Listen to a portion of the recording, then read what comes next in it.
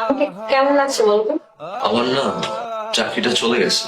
চাকরি চলে গেছে মানে? আমাদের কি হবে আমি কিছু বুঝতেছি না।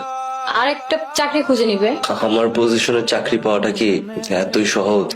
দেখবে ঠিক পেয়ে যাবে। সেভিংস তো সব শেষ তোমার বিলাসিতায়। রাশেদ গ্রামে চলে যেতে চাচ্ছে।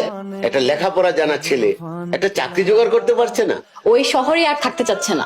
আমি আগেই বলেছিলাম ঢাকা শহরে বাড়ি আছে এমন ছেলে দেখে বিয়ে করো। উনি মাল্টি ন্যাশনাল জবওয়ালা দেখে প্রেম করে তারপর বিয়ে করেছে। তুই কোনোভাবেই গ্রাম যাবি না, এইটা আমার শেষ কথা। মেয়ে সর্বনাশ করো না সকালে, তাকে তার স্বামীর সাথে গ্রামে যেতে দাও।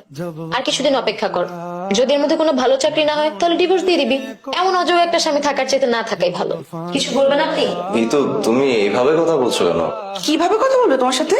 আপনি আমার আপুর জীবন নষ্ট করেছেন। তুমি এই কথাটা কিভাবে বলতে পারলা?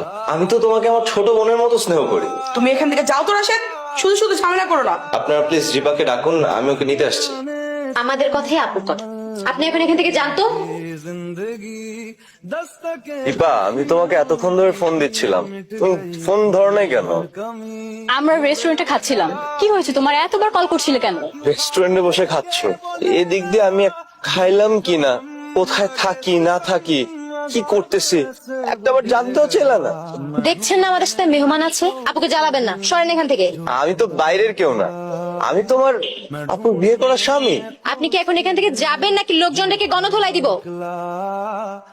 কি ব্যাপার আছে, এইভাবে তুমি পার্কে শুয়ে আছো? কি হয়েছে তোমার?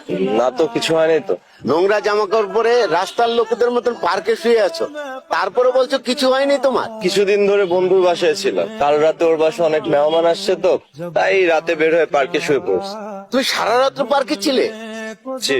তুমি একটা শিক্ষিত ছেলে, সামান্য একটা চাকরি চলে যাওয়ার কারণে তুমি পার্কে চলে আসলে? বাবা, এক রাত পার্কে থাকলেই যে ফুটপাতে চলে আসা বলে ব্যাপারটা তা না।